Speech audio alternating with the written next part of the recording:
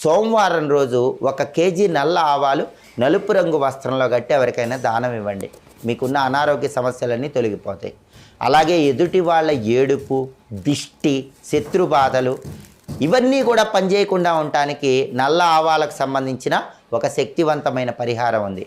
దిష్టి మొత్తం పటాపంచలైపోవాలంటే, శత్రువుల ఏడుపు మీ మీద పని చేయకుండా ఉండాలంటే మంగళవారం రోజు గుప్పెడు నల్ల ఆవాలు తీసుకోండి.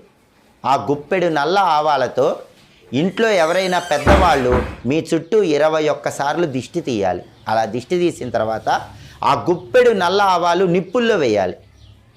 నిప్పుల్లో వేస్తే శత్రువులు నశించిపోతారు, దిష్టి మొత్తం పోతుంది. ఇంకా మీకు వీలైతే నల్ల ఆవాలు నిప్పుల్లో వేసిన తర్వాత కొద్దిగా బూడిదలాగా వస్తుంది.